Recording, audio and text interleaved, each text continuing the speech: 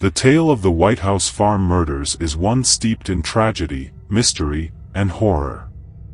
It's a story that starts in the quiet countryside of Essex, England, in the early hours of August 7, 1985, and ends with a brutal and bloody massacre that would leave 5 members of a seemingly normal family dead.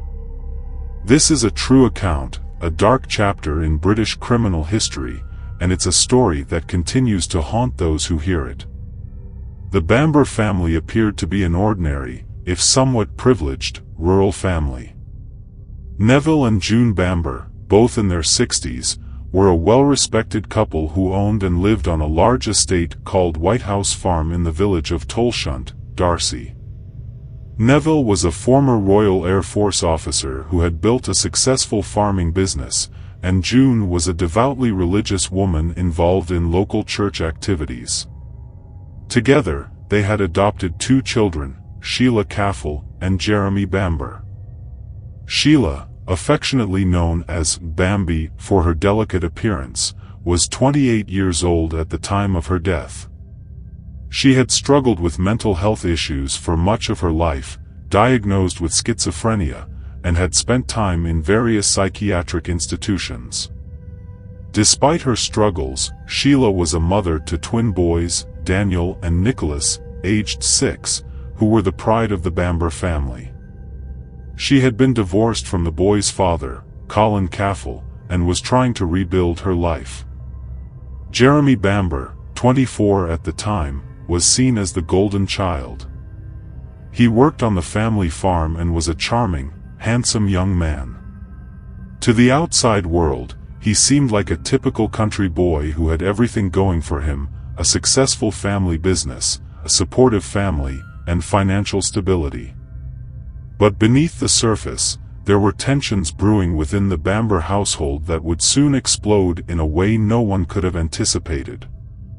In the early hours of August 7, 1985, a series of events unfolded that would shock the nation. At 3:26 a.m., Jeremy Bamber made a frantic phone call to the local police. He claimed that he had received a call from his father, Neville, who had told him that Sheila had gone berserk and had a gun. Jeremy said his father had asked him to come quickly to White House Farm. Jeremy called the police instead, reporting that something terrible was happening at the farm. When the police arrived at the scene, they were met with silence. The farmhouse was in darkness, and there was no sign of life. Officers surrounded the property, unsure of what they would find inside. By the time they forced their way into the house at 7:45 a.m., it was already too late. The scene that awaited them was one of unimaginable horror. Neville Bamber was found dead in the kitchen, slumped over a chair with severe injuries. He had been shot 8 times, but the scene suggested he had put up a violent struggle before his death. June Bamber was found in the master bedroom, shot 7 times while lying in her bed. Sheila Caffel was discovered in another bedroom, a rifle lying next to her body. She had been shot twice in the throat. The most heartbreaking discovery was that of the 2 young boys, Daniel and Nicholas, who were found in their beds, each shot in the head as they slept. At first glance, it appeared to be a murder-suicide. The assumption was that Sheila, in a psychotic episode, had killed her family before turning the gun on herself. The murder weapon, a .22 caliber semi-automatic rifle, was found by her side, and her history of mental illness seemed to support this theory. But as the investigation unfolded, doubts began to emerge.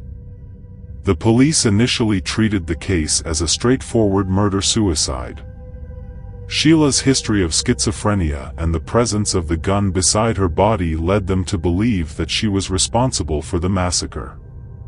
Jeremy Bamber, the only surviving member of the family, played the part of the grieving son and brother, appearing distraught in front of the media.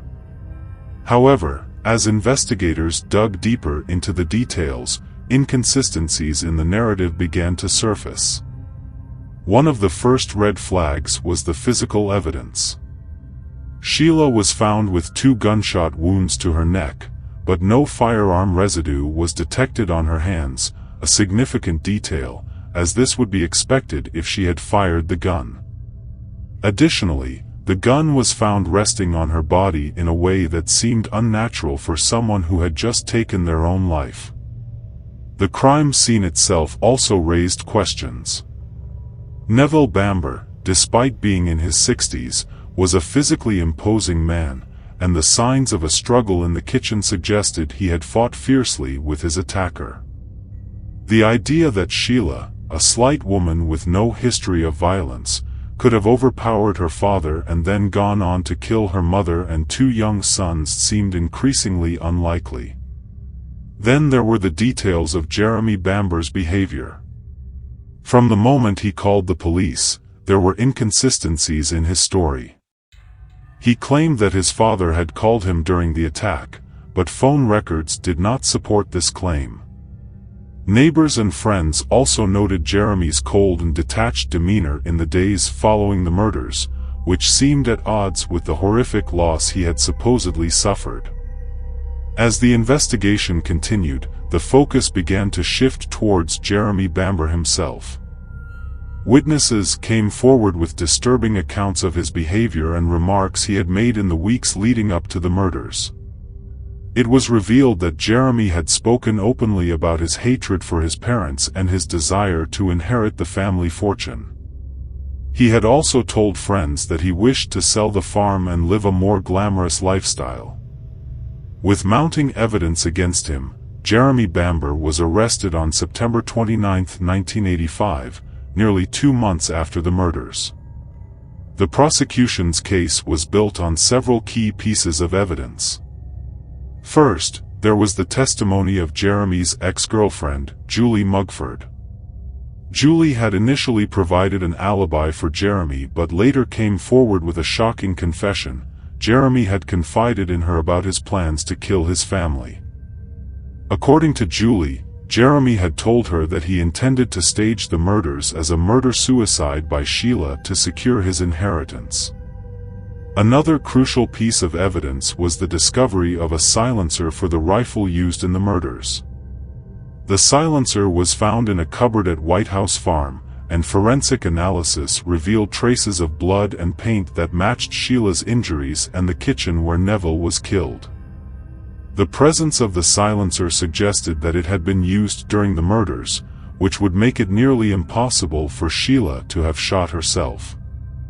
The trial of Jeremy Bamber began on October 14, 1986, and it quickly became one of the most sensational cases in British legal history.